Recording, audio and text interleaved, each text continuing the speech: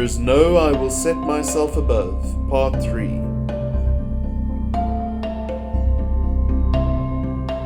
The Disciples' Meeting.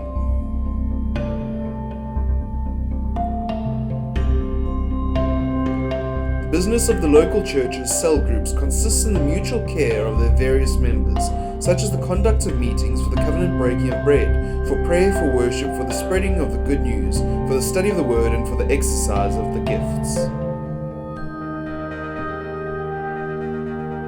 Christians meeting in the home. We need to show the new converts that such duties as reading the Bible, praying, witnessing, assembling together, and giving are the minimum requirements of Christians. You must look out for suitable premises and conduct your meetings. Your meetings are your responsibility, and the regular assembling of yourselves is one of your chief duties and privileges.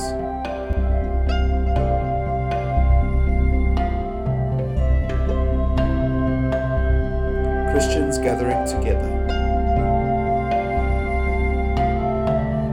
Even though there may be regular prayers and preaching and a variety of meetings in connection with a Christian institution, these can never serve as a substitute for church, fellowship, cell groups, local churches, and no such institution, however spiritual, can be regarded as a church, since it not founded on the divinely appointed basis of locality, cell group, fellowship.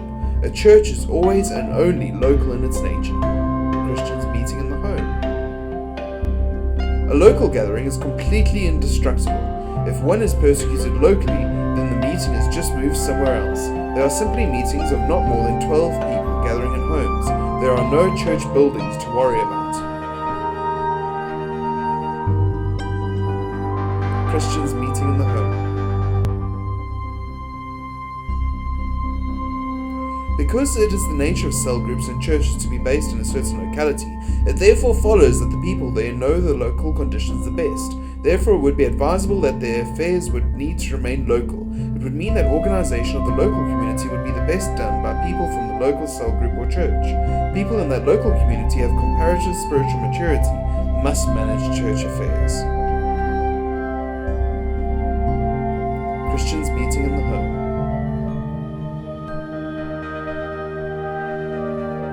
So we see the following. God establishes a church, cell group, local church in a given locality.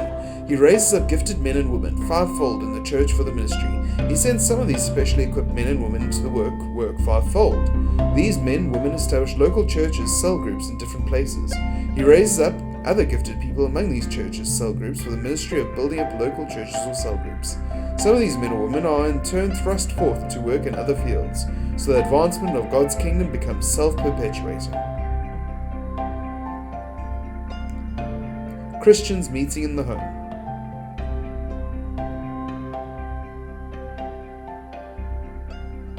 We will be looking at how the fivefold ministry functions in part 4 of this series. See you in part 4. You'll be finding out information that is not normally known about the fivefold ministries. Good night and God bless.